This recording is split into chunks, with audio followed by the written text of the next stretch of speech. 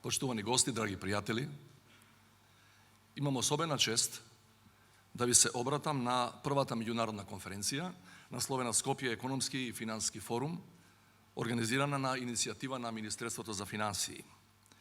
Посакувам оваа прва конференција, која има за цел да го зајакне јавниот диалог за битните економски и финансиски теми во земјава и регионов, да прерасне во традиционална. Насловот на вчерашната и денешната дискусија, економското закрепнување и растот по ковид, е тема за која во целиот свет се дебатира интензивно и темелно.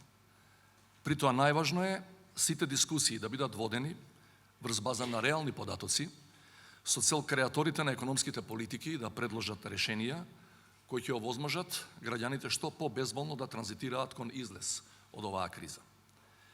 Нашите животи и целокупната економска активност веќе година и половина се подредени на пандемијата на COVID-19, односно на мерките и рестрикциите што се преземаат за нејзино сузбивање.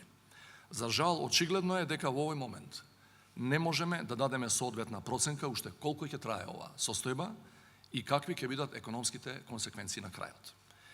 И најсилните светски економии забележаа огромни падови на своите бруто национални производи, берзански шокови и загуби во речиси сите индустријски гранки.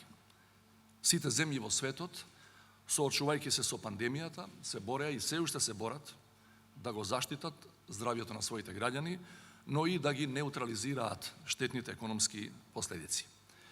Глобалната економија е се уште фрагилна, а предизвиците се големи. За разлика од лани, општата економска прогноза е подобрена, иако закрепнувањето според очекувањата се одвива бавно. Нашата економија не е исклучок од светските трендови. При носењето на сите мерки за заштита на населението, примарна цел беше да се минимизираат загубите во економијата и да им се помогне на најзагрозените сектори, се разбира колку што тоа беше возможно во тие услови. Во тој контекст, компаниите се бореа да продолжат со својата дејност, а при тоа да ги зачуваат своите вработени и да го задржат квалитетот на производите и услугите што ги испорачуваат. Јасно е дека загубите се огромни и ќе треба време за опоравување на македонското стопанство, кој и пред пандемијата не беше во завидна состојба.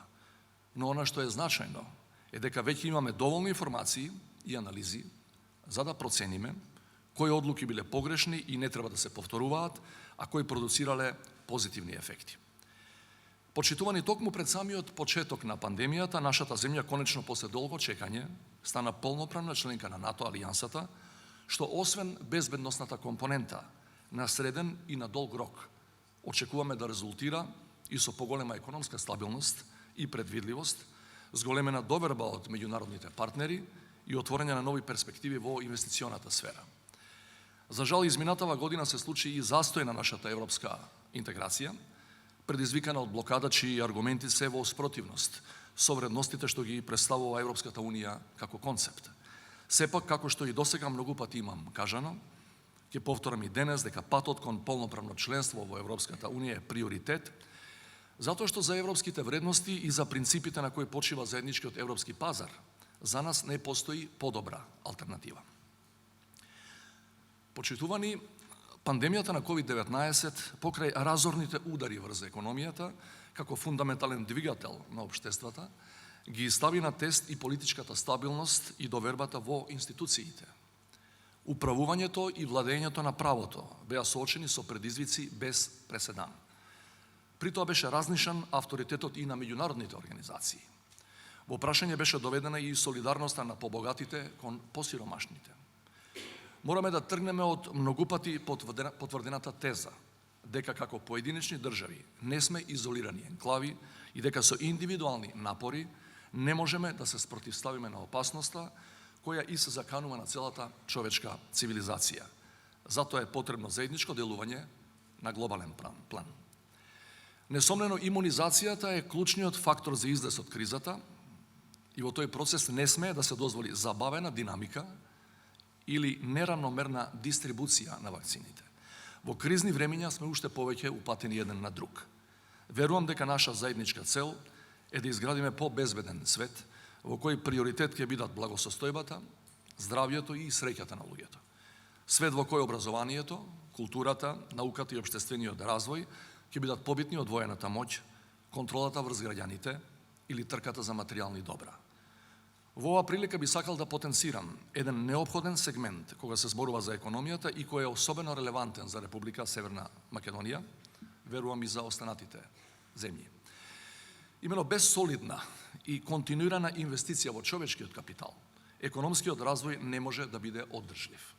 За таа цел, предуслов е да се даде поддршка на младите кои се образуваат и создаваат во земјава.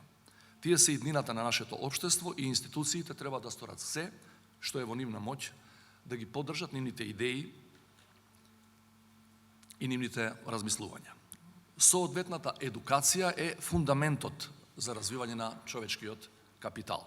Општеството е должно да го развие потенцијалот на младите и да вложува во нивните идеи. Верувам дека токму во пост-ковид периодот ќе имаме сет на политички и економски мерки кои ќе поттикнат продукција на нови, свежи концепти на тој план.